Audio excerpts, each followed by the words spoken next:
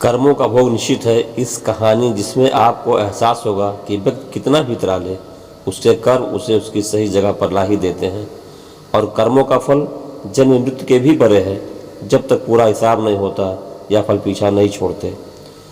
अब आप ही तय करें, आप पाप का भागी बनना चाहते हैं या सदाचार का। एक सिद्ध आचार्य अपने शिष्यों के साथ तीर्थ यात्रा पर निकले। कुछ देर चलने के बाद वे थकान निकालने बीच घने जंगल में ही रुक गए। इतने में आचार्य को कुछ आवाज़ें सुनाई दी। ध्यान से सुनने पर आचार्य को समझ आया कि यह कुछ लोगों के रोने की आवाज़ है। उन्होंने शिष्यों को बोला, बालकों सुनो, ये आवाज़ें कहाँ से आ रही हैं। तब शिष्य एक दूसरे का मुंह देखने लगे, क्योंकि उन्हें कोई आवाज़ सुनाई नहीं दे रही थी। फिर भी गुरु के आदेशानुसार उन्होंने थोड़ी दूरी पर आकर देखा। केवल आचार्य को एक गहरे अंधेरे कुएं से कुछ लोगों के रोने की आवाज़ सुनाई दे रही थी। आचार्य ने कुएं में झाँक कर देखा तो उन्हें 5 लोग बहुत ही बुरी दशा में रोते हुए दिखाई दिए, लेकिन शिष्यों को न आवाज़ सुनाई दी और न ही कुछ दिखाई दिया। तब आचार्य ने उन 5 लोगों को मुस्कुराते हुए देखा और पूछा, भाई किन कर्मों का भोग रहे हो। तब वे 5 और जोर जोर से रुदन करने लगे। यह सुनकर शिष्य डर गए। तब आचार्य बोले, बालकों डरो नहीं, तुम सभी इनसे ज़्यादा शक्तिमान हो, क्योंकि तुम सब कर्मों से महान हो और ये सभी आज अपनी पिछली करनी का भोग रहे हैं। आज के समय में इनसे दुर्बल कोई नहीं है। तब शिष्य ने पूछा, इन्होंने ऐसा क्या किया है। तब पहली आत्मा ने उत्तर दिया कि वह पिछले जन्म में ब्राह्मण था, भिक्षा मांगता था, लेकिन उस भिक्षा को भोग विलास में खर्च करता था। दूसरे ने उत्तर दिया, वह क्षत्रिय था और अपनी शक्ति का दुरुपयोग निर्बल असहाय गरीबों पर करता था।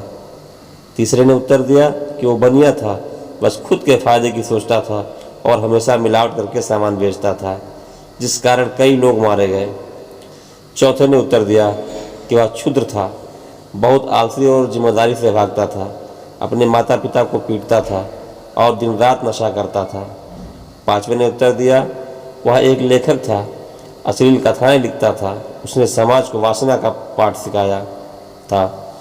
इस तरह से वे सभी पापी अपने अपने पापों को भोग रहे हैं। उन्होंने आचार्य से निवेदन किया कि आप गुरु हैं, आप दुनिया वालों को समझाएं कि बुराई का रास्ता क्षण की खुशी देता है, लेकिन इसका दंड कई जन्मों तक अंधकार में भोगना पड़ता है।